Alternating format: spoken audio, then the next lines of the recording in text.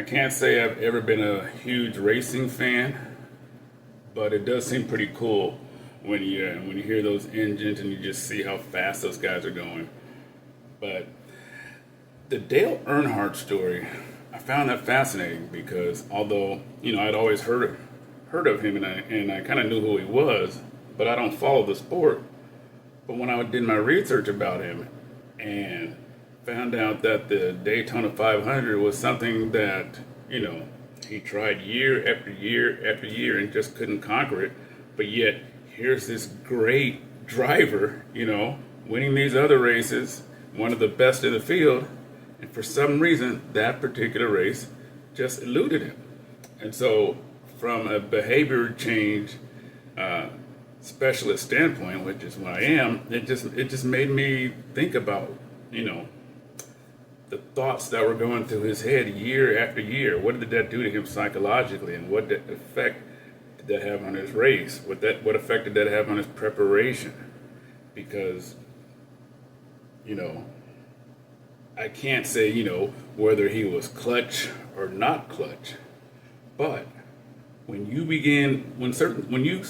have failure time and time again, that does something to your mindset. So even if you're a winner, let's say, in basketball, but the last 3 times you've had to hit a big shot at the end, you failed or you missed, or the last 3 times you needed to hit big free throws, you failed, well, that does something to your psyche, that does something to your mindset.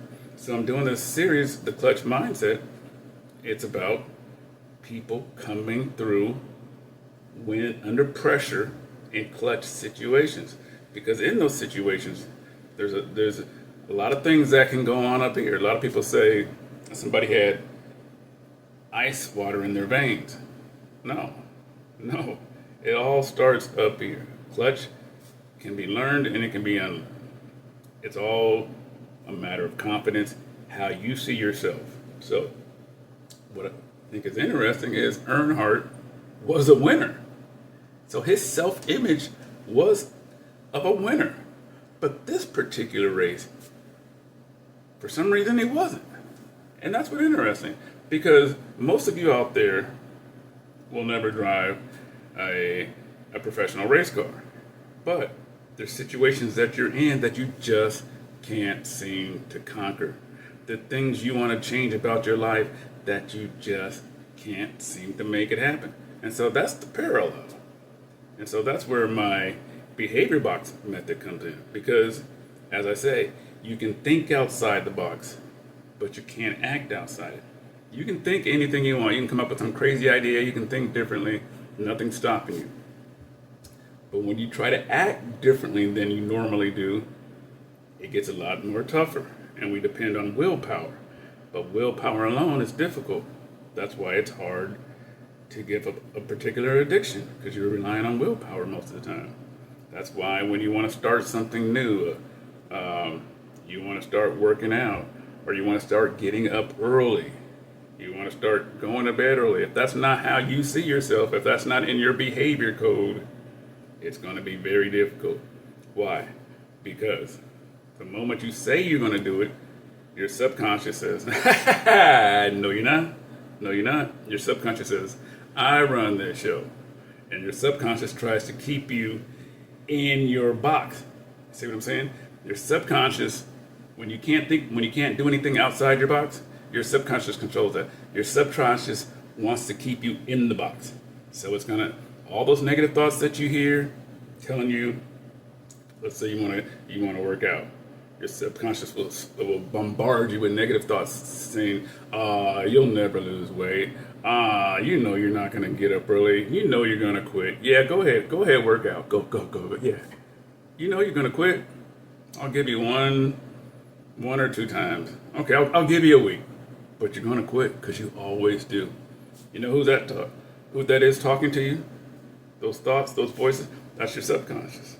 That's its job.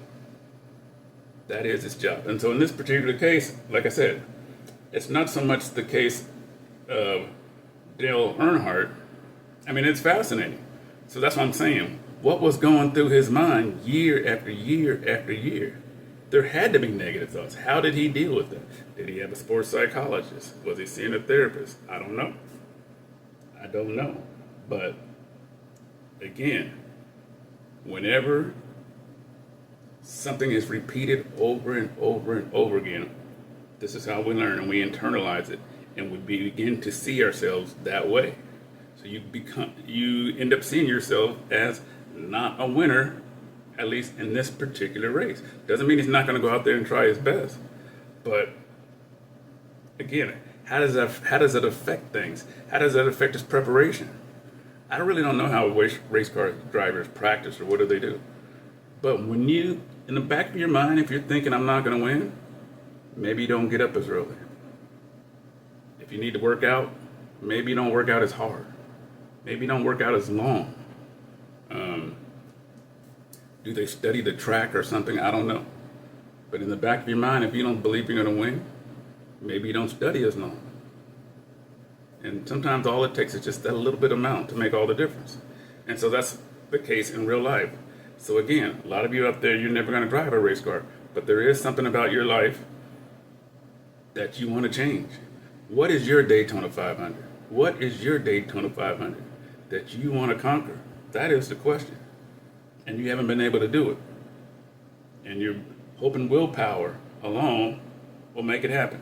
That's what New Year's resolutions are all about. Trying to make something happen that you haven't been able to do before. And they say most of them fail. Why?